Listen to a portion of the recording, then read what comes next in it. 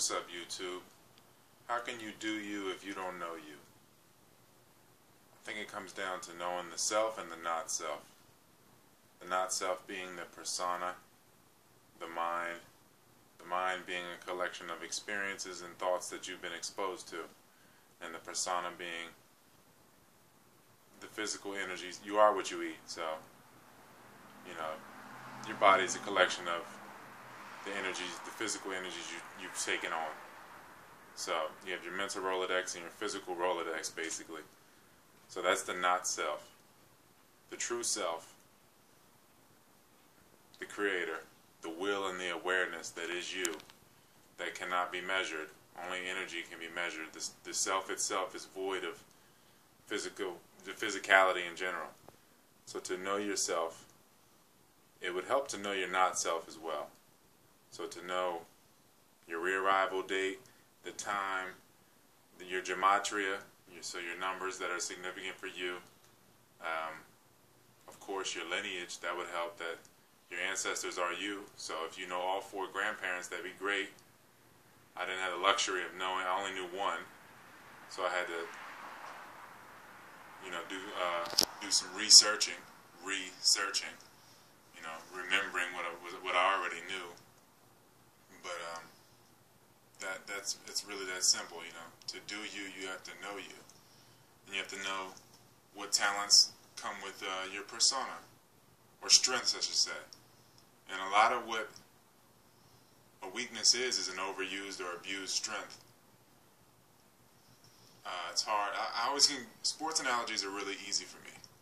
Like if an athlete is using a strength that they have too much.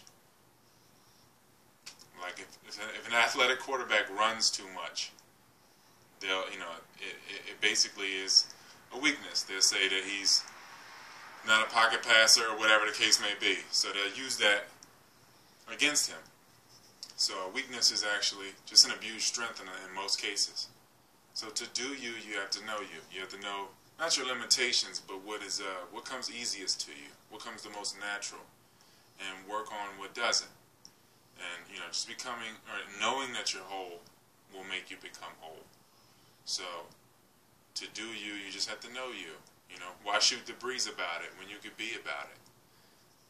And you can do anything, but what is the path of least resistance? Which path is the right work and not the hardest of work?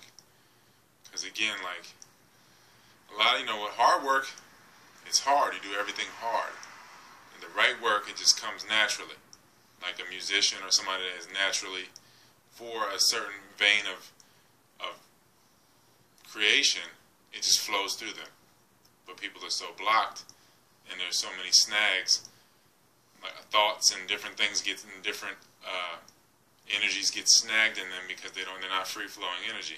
They're so worried about putting things in them that things don't come out of them like they would or should or could, however you want to put it. But yeah, to know you, you have to know your not self, and know yourself, of course, to separate the two. And then you could look at it as a whole, as the driver being intimately connected to the vehicle itself. Again, the body itself only knows 2 things, which is one thing: survival and procreation. And the body itself is a star and a portal. So, and it's pure energy. And energy just changes form. So, knowing the energy that you are in and the wavelength it's on, it would help. It would help you in your path. It would make your path a lot more pleasant. Because again, it's not right or wrong, but what is the most pleasant path?